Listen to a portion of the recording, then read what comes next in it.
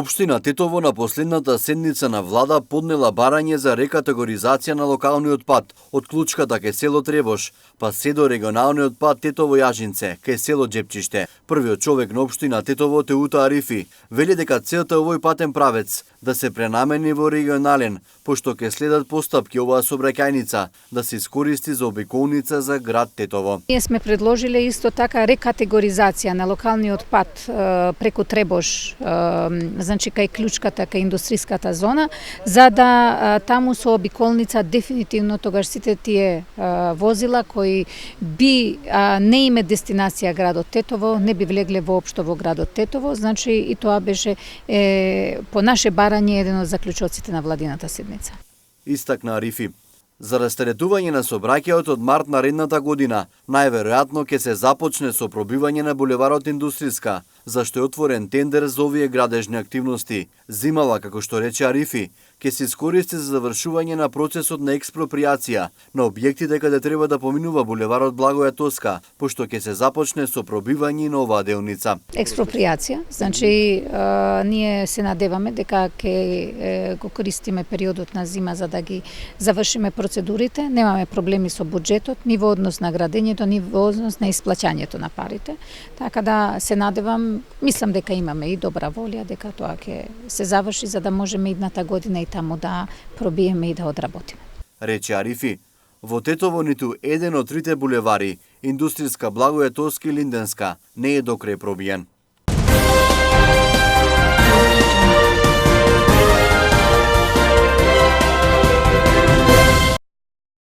Податоците покажуваат дека во светски рамки, вклучително и во нашата држава, отпорноста на бактериите кон антибиотиците е растечка закана за глобалното здравје. Со цел да се подигне свеста за ризиците по здравјето предизвикани од отпорноста кон антибиотици и да се промовираат добри практики со цел ограничување на појавата и ширењето на отпорни микроорганизми, се одбележува Светската недела на свесност за антибиотските средства. Можам да кажем дека нашата држава е во она црвена зона. 2015 работевме еден проект да ги следиме сите пациенти кои доаѓаат со горни и долни респираторни инфекции, да следиме што им даваме, како ги лекуваме, како ги третираме и можам да кажем дека има еден благ пат. Апелот е до сите здравствени професионалци, доктори, сестри, фармацевти, аптеки, сите да го подигнеме свеста целокупна населението да антибиотиците не се земат на своја рака. Секоја година во светот умираат околу 700.000 лица како резултат на инфекции со бактерии отпорни кон повеќе антибиотици. Бројките се фрапантни, значи за жал откако се произведил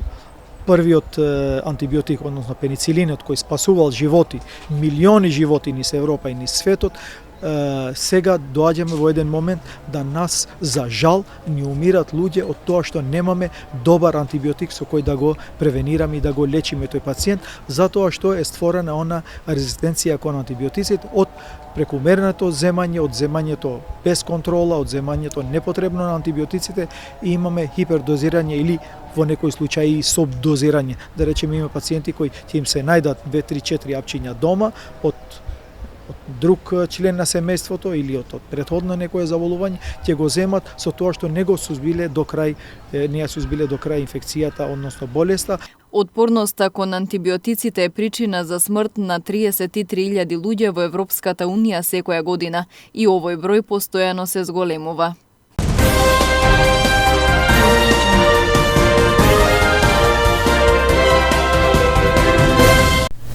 Какви се условите во Гостивар за вклученост на лицата со посебни потреби во заедницата, образованието, пазарот на трудот, процесите на донесување одлуки и други области? Овие теми се офатени во проектот Инклузивно партнерство во заедниците, во чии рамки во Гостивар беше организирана презентација.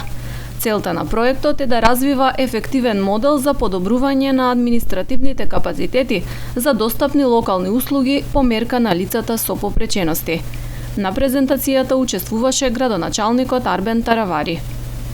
Работевме во реновирање на нивниот центар, кој што за жал ако се оди и се види таа во состојба која што не би посакал никој да ја види и веќе ние се обидуваме заедно со UNDP, со проекти од Европска Унија, да развиеме еден центар кој што ќе биде прилично добар, повторно инклузивен, 2 центри во исто место, например инкубатори за млади личности од кои што имаат идеја, и во тој центар во истото место да бидат и центар за деца со посебни потреби.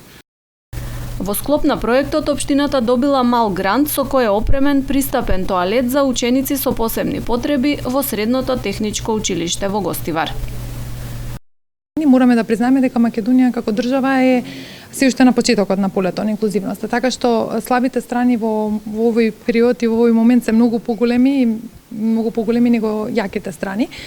Се работеше во како дел од нашиот проект за еден помал грант од 4000 евра, така што не можеше некои навистина можда најпогорливи прашања кои што општина Гостивар има да ги адресира на полето на инклузијата да се решат сега со овој конкретно грант, но ни е многу важно дека општината почна да размислува и покажа голема спремност да размислува и да ги решава овие прашања поврзани со инклузијата. Проектот Инклузивно партнерство во заедниците е финансиран од Европската Унија.